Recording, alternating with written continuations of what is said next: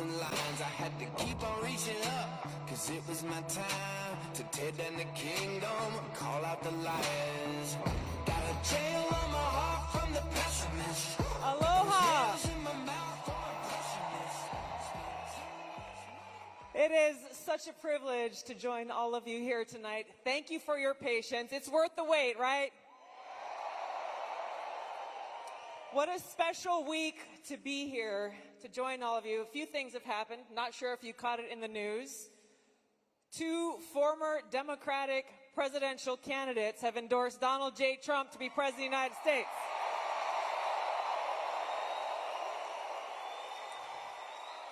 You might have heard of a guy named Bobby Kennedy Jr. And I was really proud to stand with President Trump just this past Monday to announce my endorsement and support for him in front of thousands of my National Guard soldiers and airmen, fellow soldiers and airmen.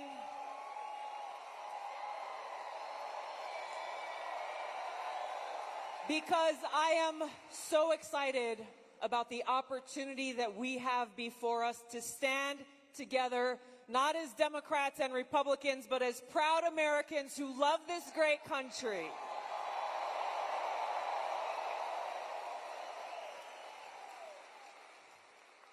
There's a lot of work to be done.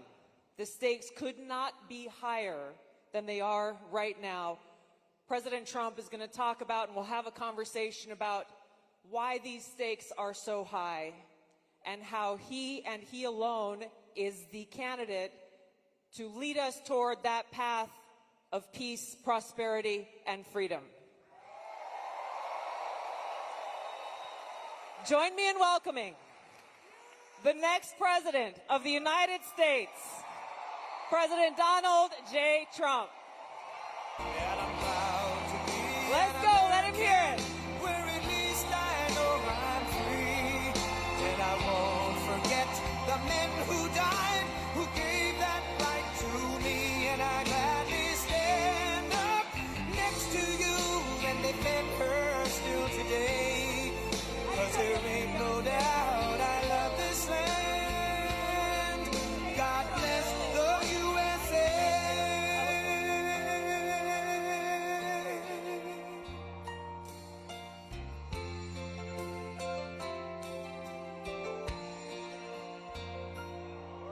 From the lakes of Minnesota to the hills of Tennessee, across the plains of Texas, from sea to shining sea, from Detroit down to Houston and New York to LA, where there's pride in every American heart, and it's time we stand and say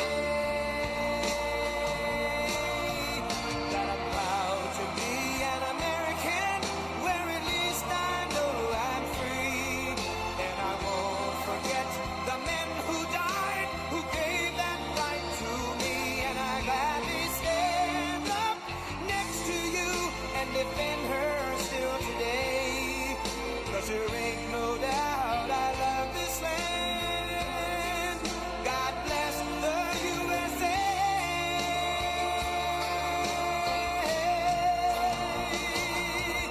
And I'm proud to be an American, where at least I know I'm free, and I won't forget the men who died, who gave that right to me, and I gladly stand up next to you and defend her still today, 'cause there ain't no doubt I love this land. God bless the USA.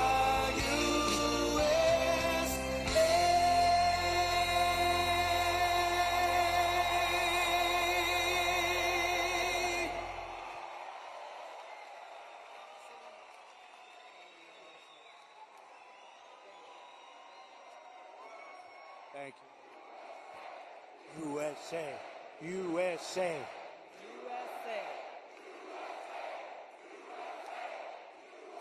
We love our country. We love our country, don't we? It's amazing. And it's a great country, but we have to take it back. because our country's not feeling so well nowadays, and we're going to bring it back, and we're going to make it healthy and beautiful and better than ever. And it's really, this is some crowd, and you can duplicate the crowd outside. So if anybody would like to give up your seat, that would be okay. No? Let's have a good time. Thank you very much, everybody.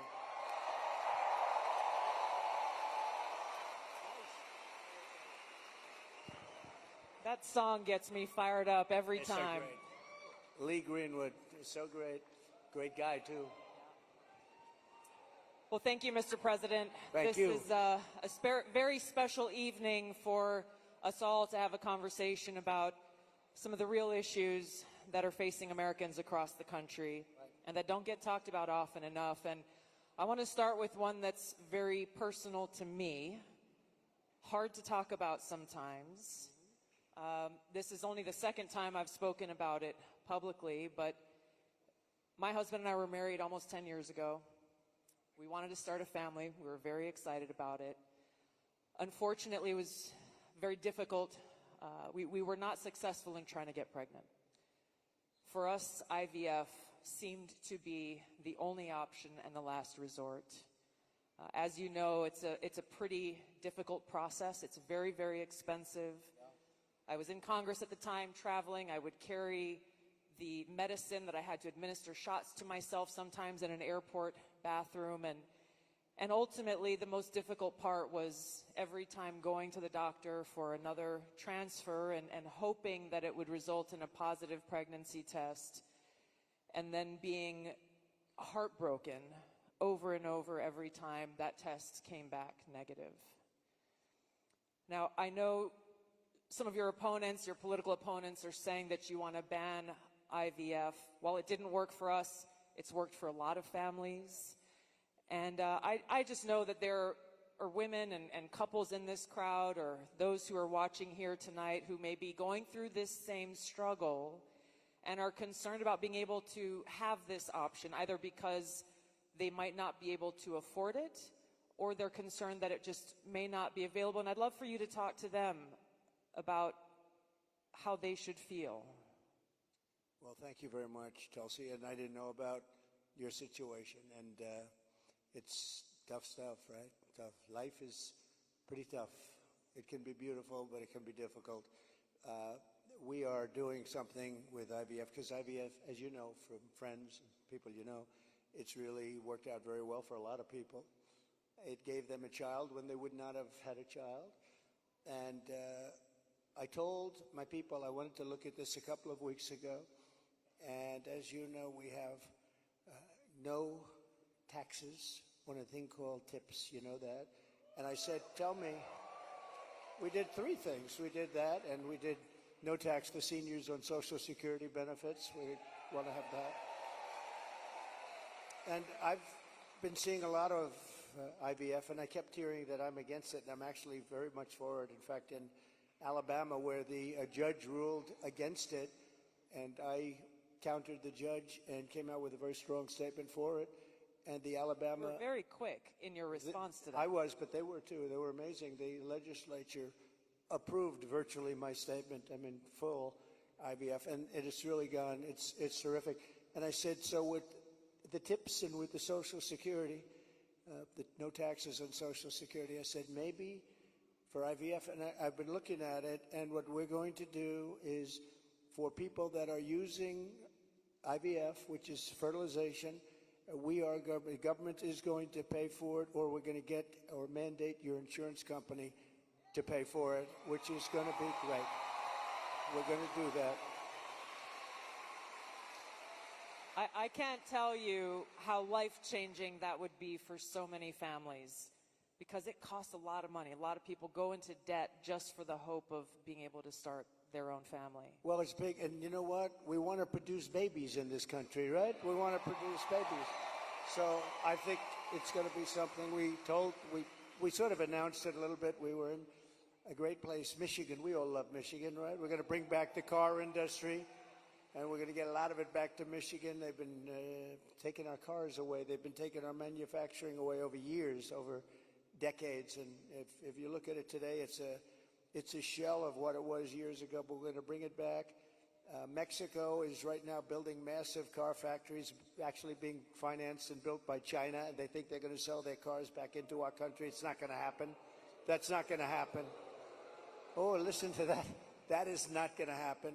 But so many things have gone wrong in the car industry. The union leadership has been horrible. I think I'm going to win by 85%, the union, but because we're bringing it back. And we're going to have electric cars, but we're going to have gasoline-powered cars, and we're going to have hybrids. We're going to have every kind of car. We're not going with just that.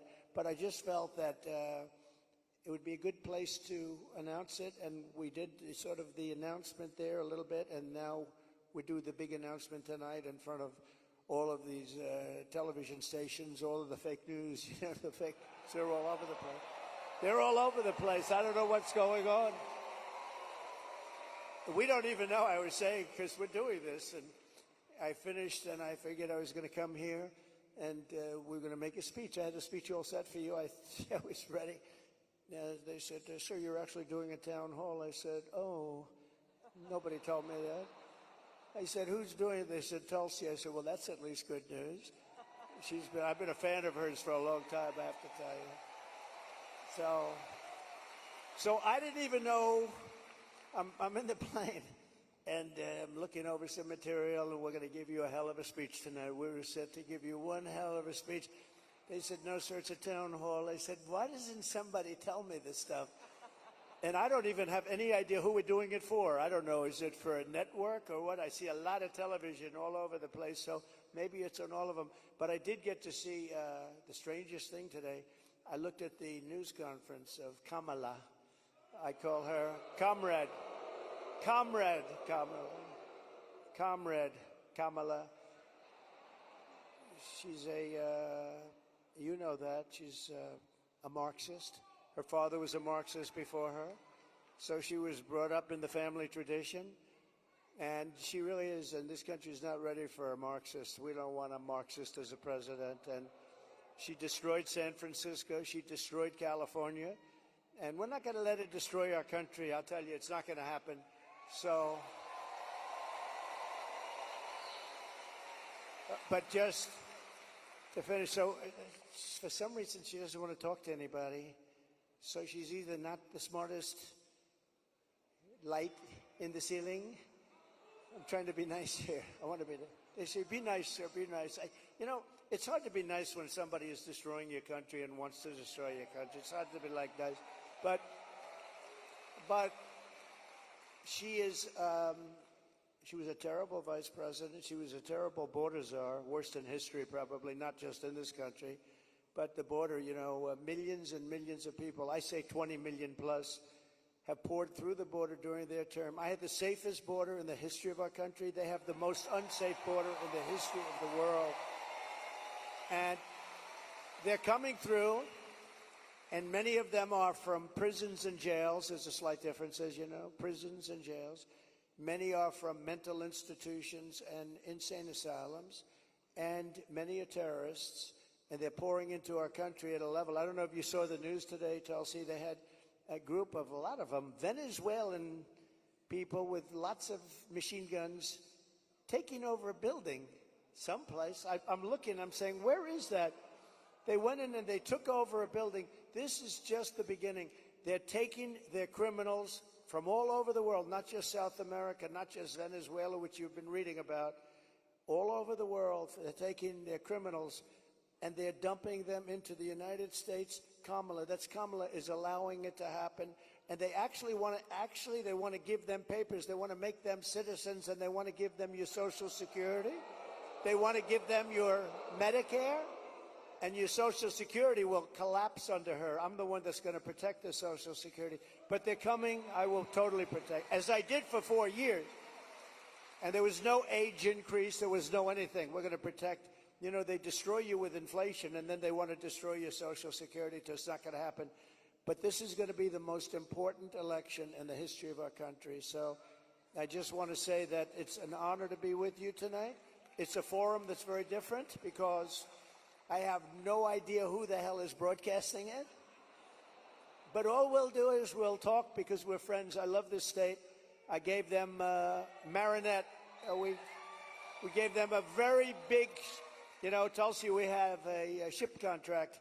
And as you know, we gave Marinette yards, but we gave them a tremendous contract. They wanted it all over the country. I said, we're going to get it for Wisconsin, and it's a big one. And they're doing a great job, I understand. So we got that. And we're going to have a good time tonight. So let's go. Mr. President, you talked about immigration. We actually have Amber here who's quite concerned about that, and she's got a question for you.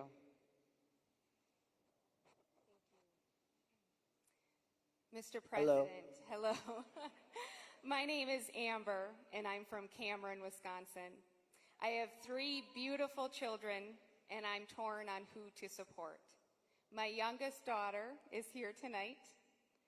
My oldest son is 18, and he just started trade school this week. Very proud of him. My concern is that illegal immigration is threatening opportunities for my children. I worry that it's taking away jobs from Americans. I'm wondering, what will you do about that? All right, well, it's great. I think I'll stand up and... Do you mind if I turn around? Thank you, Amber, very much. And you're right. I'll tell you, we have the people that I'm talking about. They're pouring in at levels never seen before. They're coming in by millions and millions, and a lot of them are taking the jobs for the black population, the Hispanic population, and unions are going to be very badly affected because, and I was talking to some of the union heads who I actually do get along with, but they're very concerned about it because the jobs that are, the people that are coming in are just taken, and it's going to start with the black population. African Americans are losing their jobs, and I don't know if you heard the latest statistic that of the jobs that these people created, which is very little, every single job was taken, about 107% was taken by illegal immigrants. There's been no job creation from them. The jobs were filled by illegal immigrants. With all of that being said, I want to give you a very positive answer. We're going to win this election. We're going to turn this country around. We're going to become an unbelievable growth country. And your boy is going to have the greatest job. And you want to have a lot of choice with jobs. You know, you want them to go up and they get up and they, it's hard to believe I have that the way I get treated. But I look forward to every day because we're going to make America great again. So I really do. I look forward to it. That's right. But we're going to create a lot of jobs. We're going to create. Does he want to stay here, or does he want to go to a different state or anything? Yeah, someplace in the Midwest. But this is a good place to stay, right? Wisconsin. So we'll be creating tremendous jobs for our country, and we're also turning away. You know, we're going to be closing the border, really closing it. By the way, did you see? So Kamala was for defunding the police. She was for open borders. She was for everything that you're not against. I could go through 14 different. She's changed on every single one of them. In fact, I think we should see the man in the red hat and the beautiful woman in the red hat says, "Make America Great Again." Perhaps we should give Kamala a "Make America Great Again" hat, right? But the problem is, that's not her belief. Her belief is open borders. Her belief is getting rid of Social Security. Her belief is doing all of these plans like for health insurance where you have one big government-run mess. And if you have private plans, a lot of the people in this room have private plans. They're incredible plans. They worked hard to get those plans, and that's what they want. But with her, she wants to have, it's really a communist type of government. And I just saw her, Tulsi, she was sitting behind a desk doing this interview, and I said, "Dana Bash, you could make yourself big tonight. All you have to do is be fair." I haven't seen the questions, but they gave out a sample. In fact, she's going to be on later on tonight with a taped. It was a taped. We're doing it live. Why are we doing it live and she's doing it taped? But but That's right. He's real. but she was sitting behind that desk, this massive desk, and she didn't look like a leader to me, I'll be honest. I don't see her negotiating with President Xi of China. I don't see her with Kim Jong-un like we did with Kim Jong-un. So we're going to have to see what happens. I'll tell you what, November 5th is going to be the most important day in the history of this country. Go big. Mr. President, there are a lot of people who want to feel hopeful about our future. I want to introduce you to Luke, who is one of those people. Hi. Hello, Mr. President. Good-looking guy. Thank you. My name is Luke Pulaski, and I'm a junior here at the University of Wisconsin-La Crosse. I'll be voting for the first time in November, and I'm researching each candidate. I have two questions for you. First, as I've been living on my own and buying my own gas and groceries, I have noticed that everything has become more expensive. For me personally, I try to eat healthy and stay lean. A pound of meat has gone from $4 to almost $7. I also would like to buy a home someday, but that seems just impossible now. What's your plan to make life more affordable and bring down inflation for someone like me? Very good. Thank you. Good. It's probably the question I get most. You know, they say you're going to vote with your stomach. I don't know if you've heard it, but it's a little bit true. And groceries, food has gone up at levels that nobody's ever seen before. We've never seen anything like it, 50, 60, 70%. You take a look at bacon and some of these products, and some people don't eat bacon anymore. And we are going to get the energy prices down. When we get energy down, you know, this was caused by their horrible energy wind. They want wind all over the place. But when it doesn't blow, we have a little problem. This was caused by energy. This was really caused by energy and also their unbelievable spending. They're spending us out of wealth, actually. They're taking our wealth away. But it was caused by energy. And what they've done is they started cutting way back. We were in third place. When I left, we were by far in first place, beating Russia, beating Saudi Arabia. And we were going to dominate to a level that we've never seen before. And then we had a bad election. I'll be very nice. I'm supposed to be nice when I talk about the election, because everybody's afraid to talk about, oh, please, sir, don't talk about the election, please. You know, if you can't talk about a bad election, you really don't have a democracy if you think about it, right?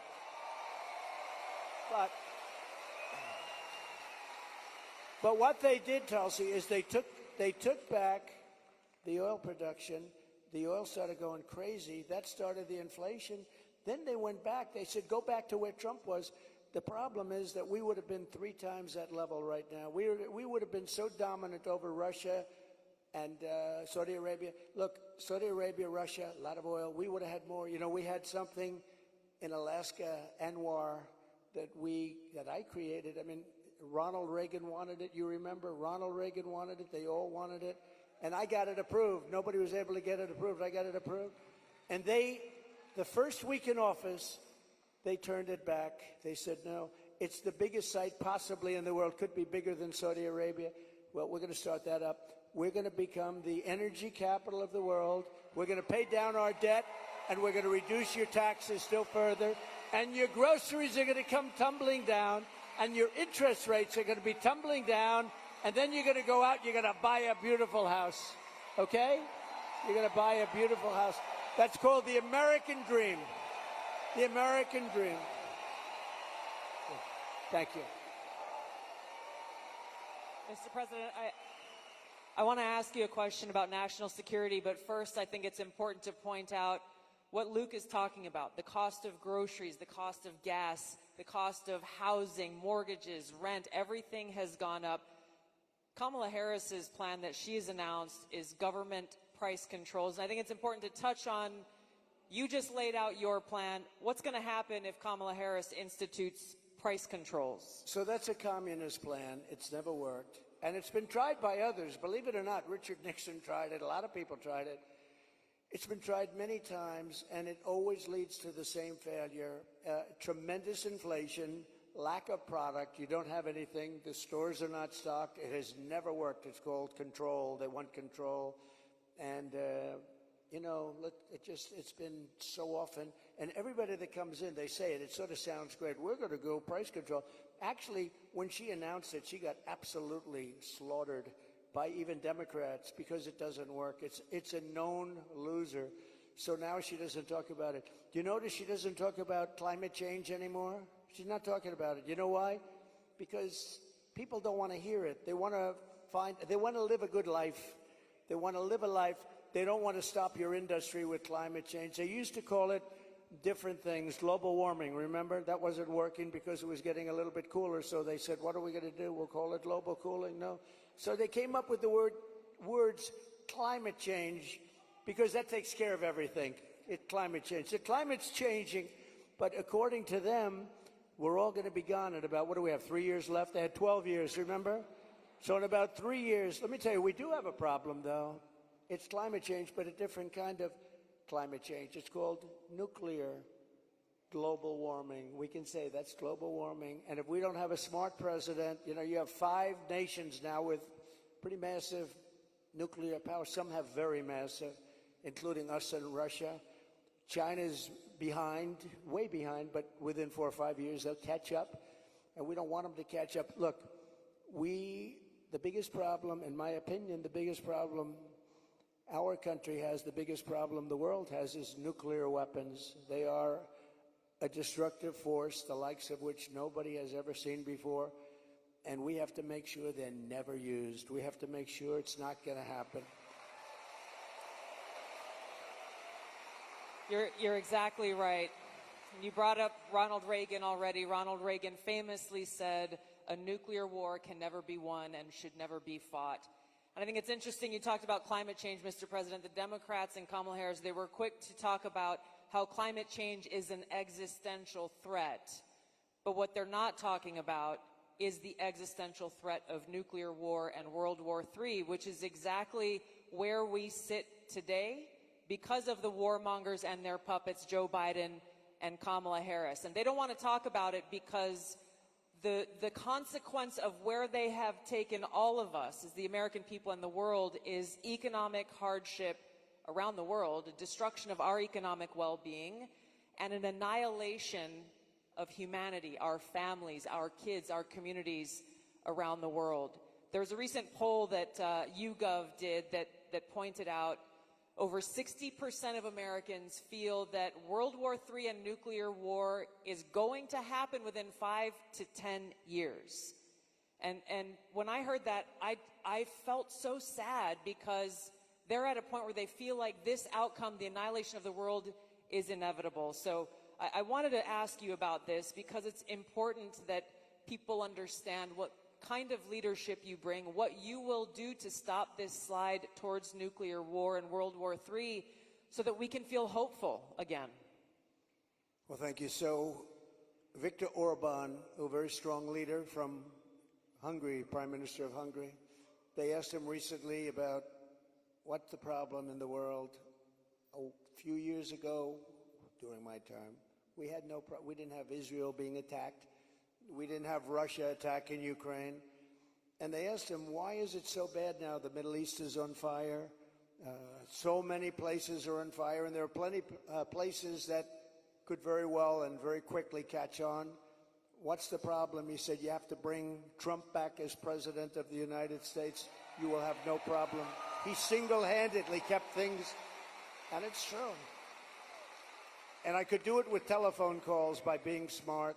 But literally, he said, you have to bring Trump back. Now, he used a term I wouldn't use. He said everybody was afraid of Trump. You know who was afraid of Trump? They said China was afraid of Trump. Russia was afraid of Trump. They were all, and I don't want to say that. I will say this. They respected me and they respected our nation. They don't respect our nation anymore. They don't respect our nation anymore. Think of it. What would the world be like if Russia didn't do what they did, and they would have never done it? I used to speak to Putin about it. I had a very good relationship.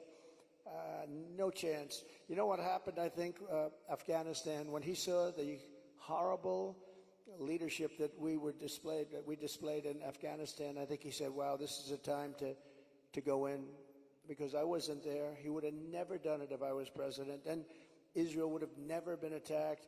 Think of it. What would this world be like you wouldn't have had that disaster. And it wasn't leaving Afghanistan. And they should have kept Bagram. That's the big air base. It's 1 hour away from where China makes its nuclear weapons. They didn't keep it.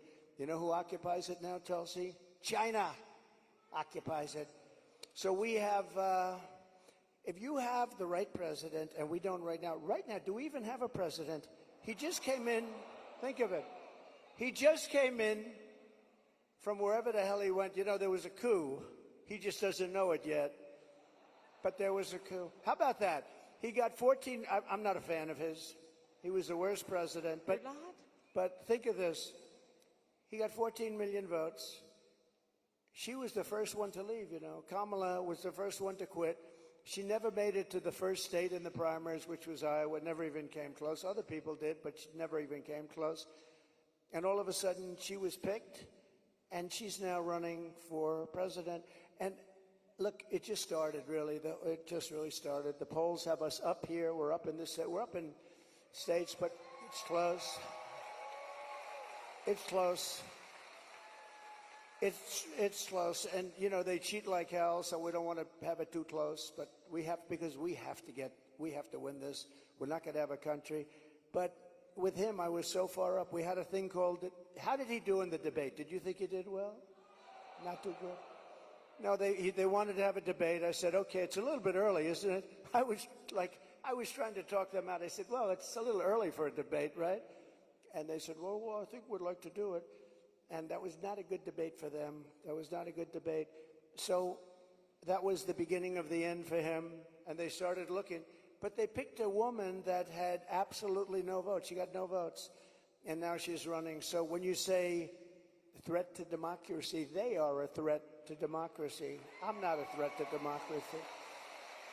I'm not a threat. Thank you. Mr. President, crime and the rise of crime is on the minds of a lot of people. I want to call on Danielle here, who has a question for you. Hi, Danielle.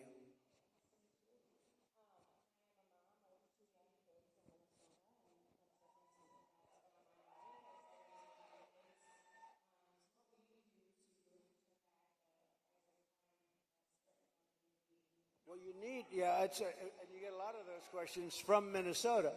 But you get a lot of those questions because Minnesota, I mean, they picked this guy.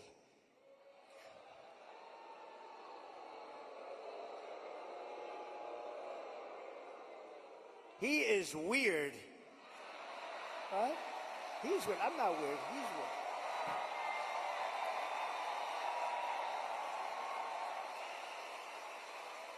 No, he's a weird guy. He's a weird dude.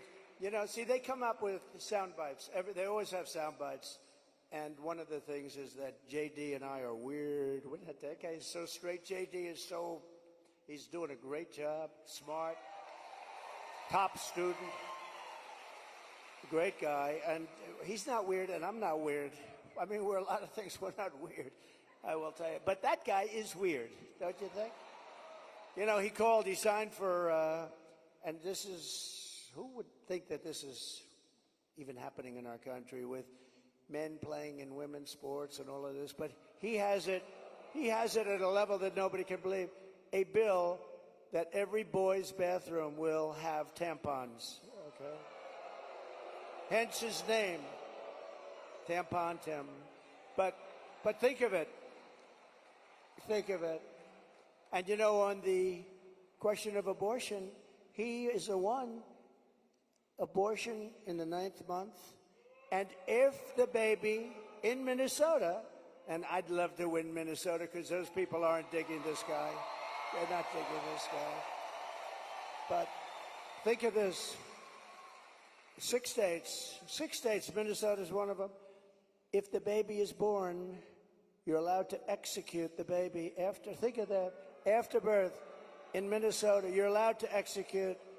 And you remember the former governor, not the current governor, who's terrific, Glenn Youngkin. We're going to win maybe Virginia. We could do that. But the former governor, and he said, you sit the mother down and the father down. You sit them down and you talk. And the baby is born and you make a decision what to do.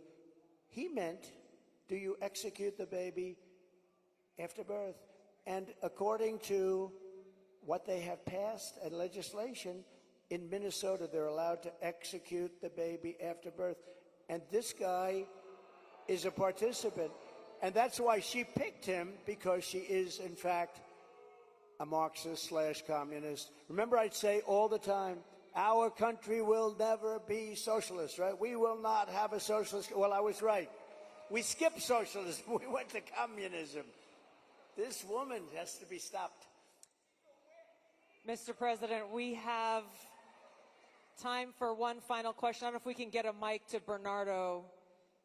He's got an important question, given very soon we will be honoring the anniversary of September 11th and all of the lives that were lost on that tragic day and that tragic attack where we were attacked by radical Islamist terrorists. And Bernardo wanted to share his thoughts and had a question for you on this.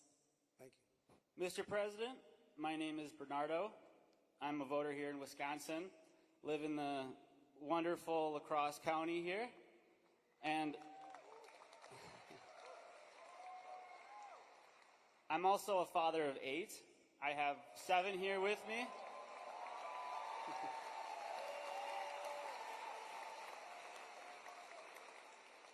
And it's the anniversary of 9/11 is coming up. I'm concerned that we're more vulnerable now than ever. And we have a Democrat nominee who doesn't even want to say the words, says we shouldn't say the words, radical Islamic terror. How are we going to protect America from a terrorist attack? First of all, it's a great question. And, you know, we have radical Islamists pouring into our country along with everybody else right now. They're coming in at levels that nobody's ever seen before. We kept them out. We had 1 year where Border Patrol put down, it was, I believe, 2019, where they, and I don't believe this, I don't believe it's right, but I'll take it. They said 0 came in 20, that was my term, 0. Now we have thousands. I'd like to say that was true. It's probably not, because I can't imagine that. But we were very tough on that. Now they have thousands and thousands coming in, along with the prisoners and along with the crime. And remember, a lot of these countries like Venezuela, their crime is way down because they've moved their criminals into our country. It's not even believable. But your question on Islamists and all of the jihad and all of the things that they talk about, they have to respect your country. They have to respect your leader. You know, I had no radical Islam crime for 4 years, and I didn't want to talk about it. I wanted to, I talked about it after, but I didn't want to talk about it during. I don't want to say like, I had absolutely, and the next day you get hit. But we had none, 4 years of it, because they respected your president, they respected your country, and we have to bring back that level of respect, and we're going to do it, we're going to do it. And we're not letting the wrong people into our country. Okay, thank you very much. Great question. Thank you, Mr. President. I know you have run out of time here, but thank you for having this conversation with the people of Wisconsin and people across the country who are watching and concerned about these very same issues. Thank you, Mr. President. Thank you everyone, much. for being here. Thank you, everybody. Vote. Vote. Thank you, everybody, very much.